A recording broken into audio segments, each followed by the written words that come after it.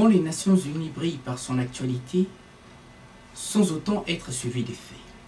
C'est justement l'arbre qui cache la forêt. Depuis quelques jours, à la tribune des Nations Unies, se succèdent un bon nombre de dirigeants, pas forcément des leaders, avec des discours prêts à l'emploi, prêts à plaire à l'Assemblée générale. Par quoi on étouffe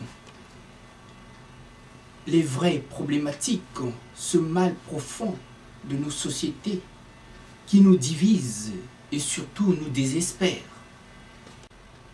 Cette tribune qui aurait pu être une véritable caisse de résonance, par quoi les sans-voix que nous sommes allaient se faire entendre. Non que voilà, qu'elle fait l'affaire et tourne plus à l'avantage de nos jolis emmerdeurs, à quelques exceptions près. S'il est vrai que les mots apaisent, mais les actes sont encore plus parlants et plus efficaces sur le terrain des opérations. Si aujourd'hui les Nations Unies, de qui on attend toujours l'arbitrage sur un bon nombre de problèmes, fait mine de ne pas comprendre, de ne pas entendre et de ne pas surtout entendre nos appels face à l'urgence du moment. Et une fois à la tribune, de se donner en spectacle comme un one-man show.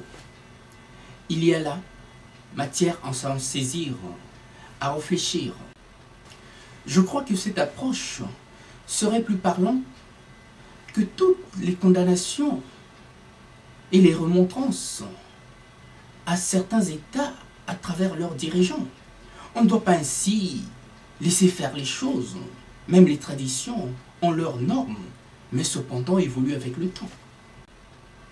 Aujourd'hui, si les Nations Unies est en décalage avec les faits réels de notre société, c'est vous dire simplement qu'il y a là anguille sous roche.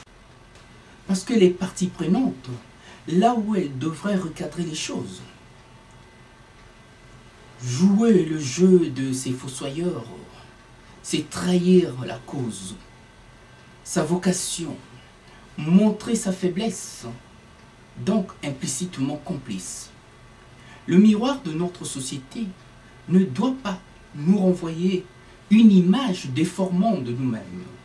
Ça serait là faire la part trop belle à nos geôliers, ceux qui n'entendent que d'une oreille, et sûrs de leur soutien, de leurs alliances, qui s'appuient sur des enjeux stratégiques, voire géostratégiques, souvent au détriment de leur population. Quel est cet État en paix, dont la paix repose sur la crainte d'un pouvoir autoritaire? C'est maintenir son peuple dans une telle frustration jusqu'à ce que quelques failles se révèlent pour que tout s'embrase du jour au lendemain. Les enjeux stratégiques et géostratégiques ont largement contribué à la régression de l'humanité. Par des concepts que nous avons portés à tort et à travers, faisons là le jeu des maîtres d'œuvre qui ont là tout à perdre tant que nous aurons le moindre copec à gagner, selon leur théorie de la bonne gouvernance. D'où ce flou artistique, par quoi on brouille les pistes pour mieux nous embrouiller l'esprit. Faisons là le jeu de ces maîtres d'œuvre, véritables maîtres de ce monde, qui trinquent lorsque nous craquons une fois de plus. Voilà que j'en appelle à votre bonne conscience de me montrer que j'ai tort de tenir de tels propos avec des preuves à l'appui. Et je m'inclinerai comme un brave seigneur. Si véritablement l'Organisation mondiale des Nations Unies est là au service des hommes, des peuples, pour défendre les causes les plus justes qui soient, celles qui contribuent mais largement au bien-être des hommes au nom de la paix dans le monde, surtout à l'émancipation des États-nations qui s'inscrivent dans l'évolution naturelle de choses, tout au moins de ce qu'il en paraît.